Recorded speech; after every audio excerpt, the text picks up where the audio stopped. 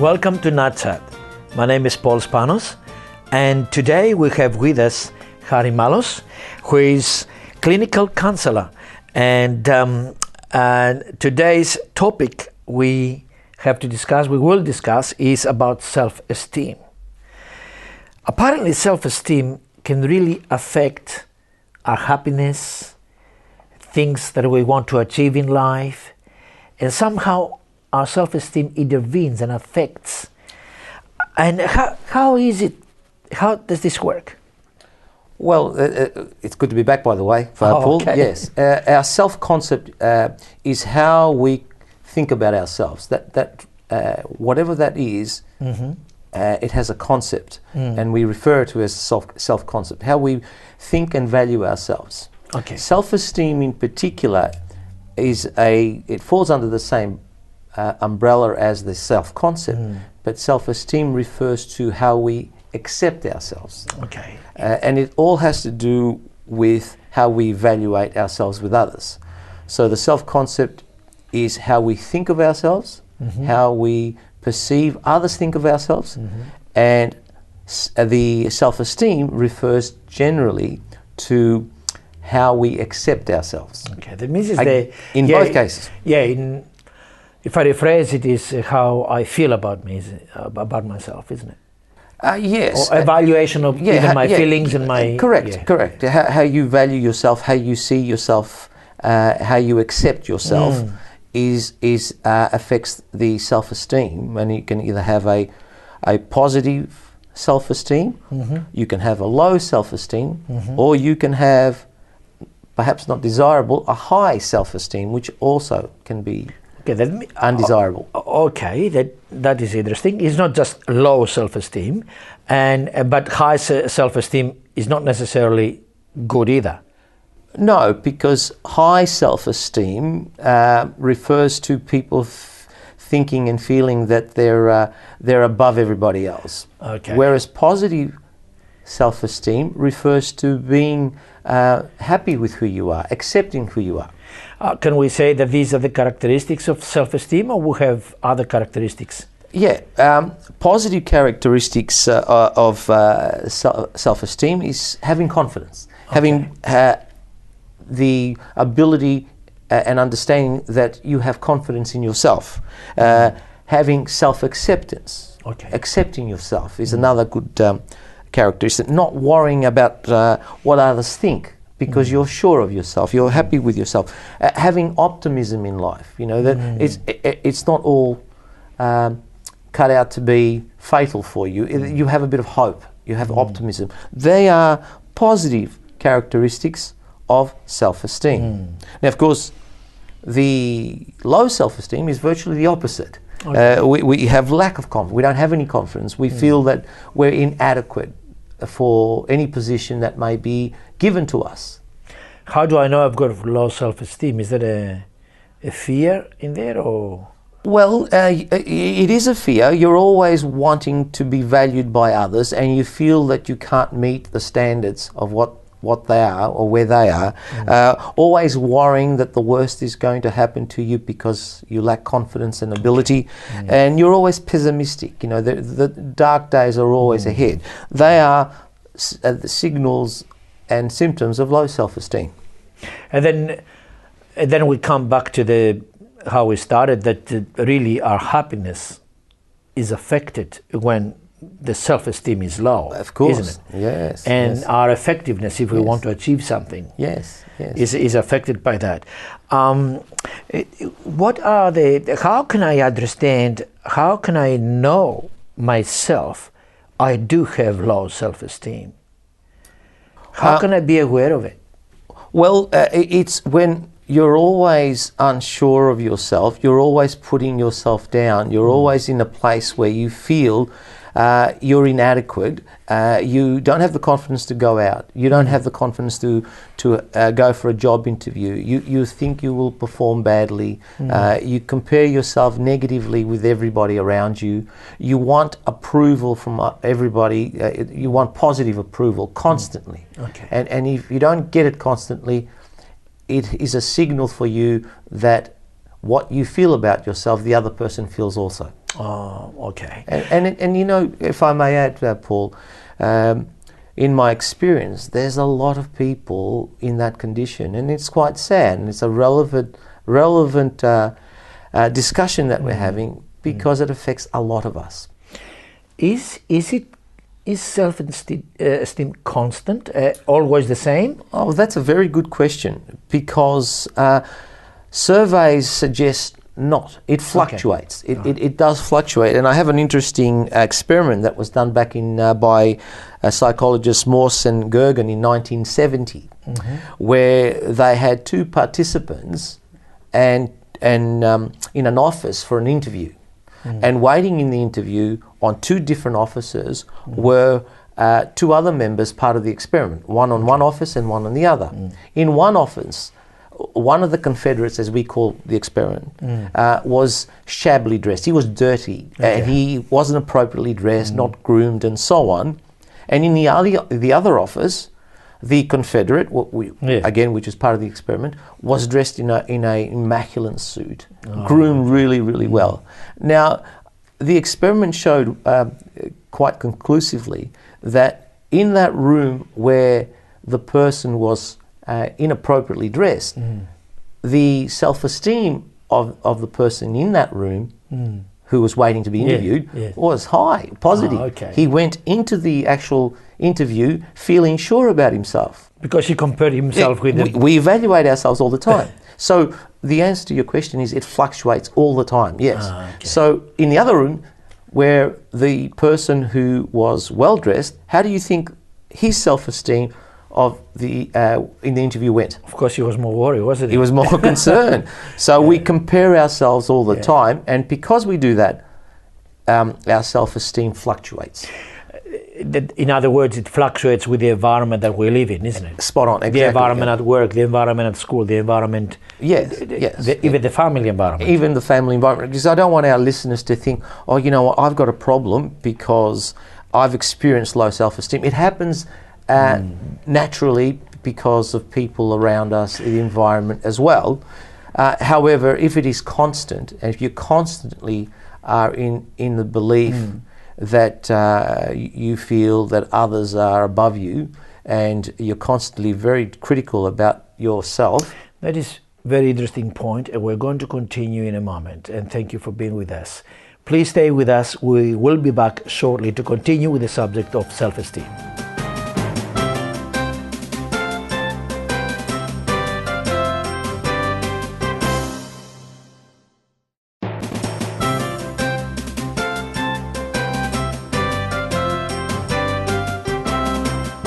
Welcome back, and we'll continue with the topic of self-esteem today with Harry Malos, clinical counselor. Harry, can we discuss about the concept, how that works? Sure. About self-esteem. It's a pretty simple concept, and it is a relevant question. When we have our self-image, how we actually see ourselves, and how we'd like to see ourselves, which is the ideal self. If the ideal self and the self-image of ourselves do not match, that's what psychologists call incongruent. And when that is present, low self-esteem begins. It's not balanced. So how we see ourselves and our ideal self through our own experiences doesn't match, low self-esteem begins. That means if I have a distance with my optimum self, yes. If I just put it differently, is it always reaction the same? It could be low or high self-esteem, or is different high self-esteem and low self-esteem as a concept? No, it's normally when your self-image does not match your actual self, your actual experience and your ideal self, that's the birth of low self-esteem. Okay. And are there any factors that they influence the self-esteem?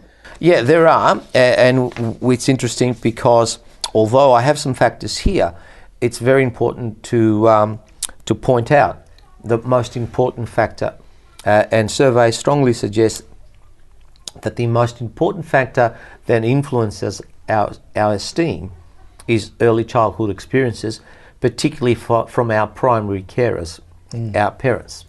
Is it because they set the boundaries, they set the benchmark for who we're supposed to be and how we should behave, or what is from their part the behavior that influenced me? Yeah, well, it's by constantly, rather than encouraging you, they say that you can do better. They say that this is not good enough. They say that we expect to see better of you. We expect you to perform better. And in that case, even if I perform well, I still feel short. Yeah, and early childhood, we're like sponges, and particularly with the people that we trust the most, that we love the most. So if they say we're not good enough, that's one of the strongest influences that develops into low self-esteem. And somehow we take that one as part of our identity. It becomes part of our identity. Yeah. I think we've spoken on this program before about our false self. We build a false self to cope with the criticism. Yeah. And that false self represents all the things that we're not good at. And then we just look at ourselves and value ourselves and feel that we are inadequate, incapable, and we are devalued. So that's a sad experience, but it happens for good reason. I shouldn't say good reason. It happens for reasons where the parents think that they're doing the right thing, so that we can improve. But it actually hurts us a lot when we're not encouraged. Any other factors that influence? Yep, and there are other factors. The reaction of others. If we are in an environment where we're always getting flattered as we grow, where people admire us, speak to us with the capacity of wanting more of us, where a lot of people agree and look for our thoughts and values, that's a factor that influences. Another one is when we compare ourselves. As we grow older, if we continuously compare ourselves in a positive way or in a negative way with other people, then that is another factor. Constantly comparing ourselves. When social interaction is also another factor. The way we have prestige or feel that we have prestige by following a successful football team or being with the right crowd, that can influence the factor of low self-esteem. And also, finally, the identification. And that is when we have a prestige name or a prestige job, or whether we're a scientist or a doctor, we kind of look at that identification of ourselves and it builds our self-esteem. So they are the four factors. There are other factors, but they're the main. But if we're talking about parents, if we're talking about the environment, the people that we interact with, and also you mentioned I compare myself all the time, and my job status, and and part of my identification as well. All of that really tell me that we're really, really very sensitive to self-esteem, isn't it? Because that's a daily thing. Yes. The comparison, the parents' influence, it is not something that comes and goes every now and then. So we're going to talk a little bit later on about how we can protect ourselves not to fall into the extremes of the self-esteem. But we are vulnerable to self-esteem, aren't we? Absolutely, because I believe we were born with an innate symptom that constantly evaluates us or compares ourselves with others. Absolutely. Yeah. It's a constant comparison. Yeah. It doesn't matter from school age or job, but when I'm working or even if I'm in an elderly age. Exactly. Isn't it? Now, if you have acceptance of yourself in that comparison, it's balanced. It doesn't need to get you to have low self-esteem because you're happy with what you are. Okay. You know that you're not a scientist, but you're happy being a normal everyday worker, and that's positive, and that's fantastic. Yeah, just again, is it those factors can really lead to fears and anxiety and some indicators, I would say, that could tell Yeah. me Yep.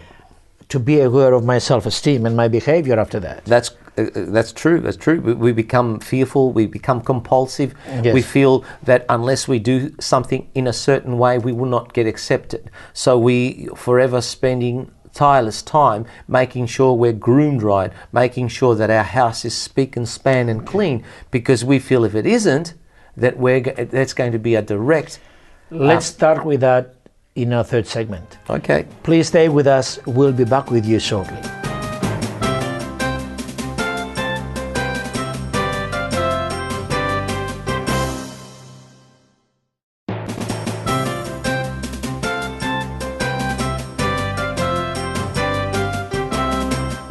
Welcome back with the subject of self-esteem. And we're just about discussing now the factors of self-esteem and the symptoms, to be more precise.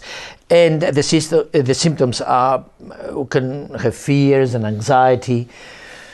And that low self-esteem, how that makes the person react. Right. I mean, when I have low self-esteem, Yes. what are some reactions on Yes. my behalf? Yeah. Well, according to DSM-5, which is like the Bible for disorders, psychological disorders, Okay.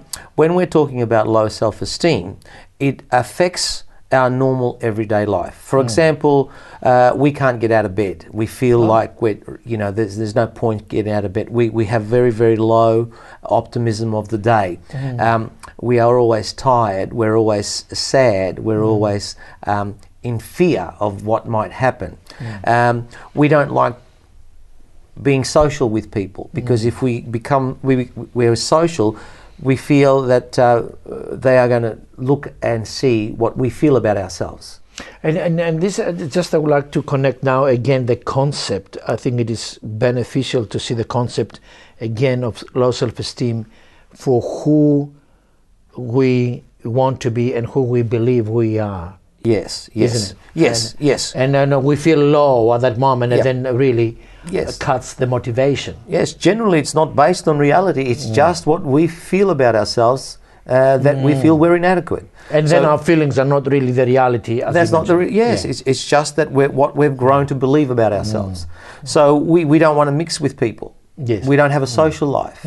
We don't go for the right jobs because we feel we're inadequate. And yet our education suggests that we are, but yet we don't apply for them because we just don't feel that we are skilled enough. So it affects a lot of things in our life that stop us from living a normal life. I would say it cuts the creativity in us as well, isn't it? Yes, it is. It's people stops from your creativity because you're not confident in yourself. You're not confident in yourself. And of course, one of the other things that studies suggest is that low self-esteem collaborates very well with depression and anxiety. Yeah, the way we discuss at the moment is not far away from depression. The way I think of it. Because you're constantly over concerned about what others are thinking, and you're not in that happy place. And we know depression is a place of sadness, of loneliness, and low self-esteem does not allow you to mix with people because you feel that you'll be condemned by them. You feel like you're inadequate to be in their mix. How can I defend myself against my low self-esteem? How can I recognize the signals in me? Well, defend yourself, I believe you're asking how can you find ways that you're able to slowly come out of self-esteem. Would that be right? I think so. The first step is to become aware of where you are.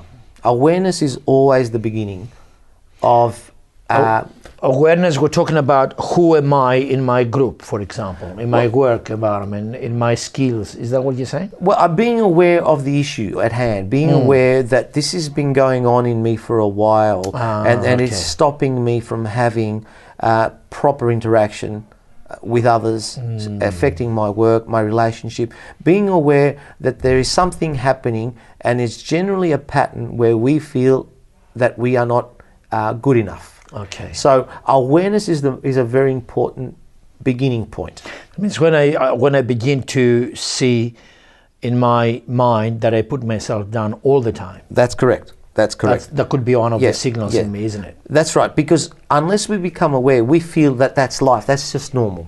That's the way we are.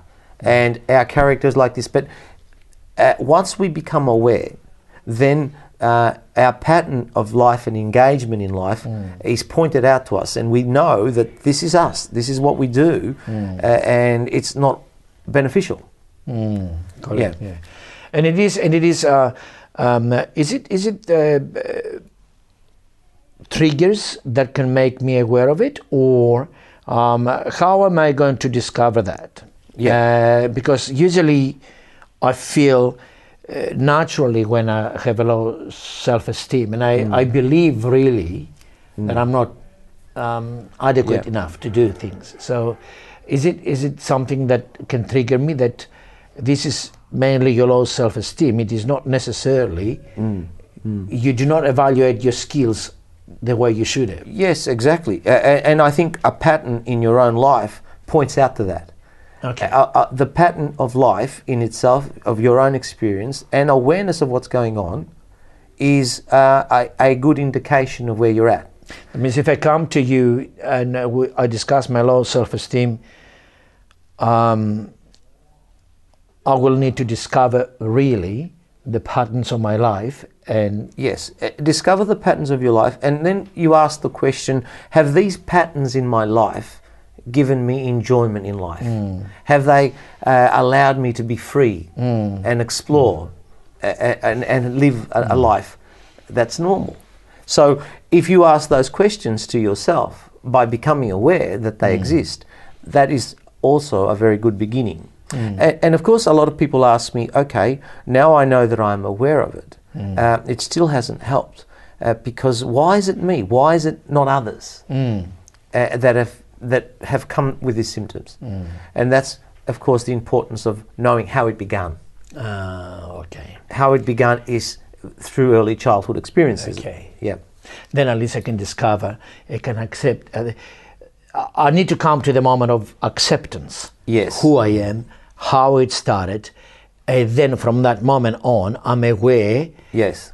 When and before it happens. Yes, exactly. Awareness and acceptance come together. Yes. Yes. When that is a huge step. It's a huge step. Yeah. And as I said, the understanding that this is not something that is a disposition in you, but it was there from a beginning of early childhood experiences where you were influenced by your primary caregivers, by the people you trusted the most. Okay.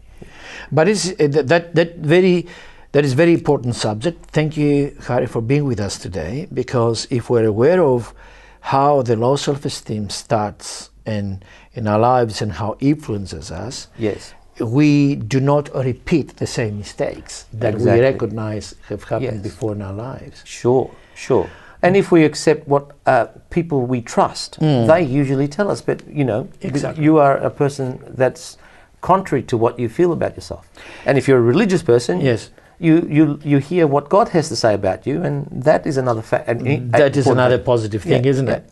Thank you for being with us. We're going to have more opportunities to discuss another interesting subject in psychology.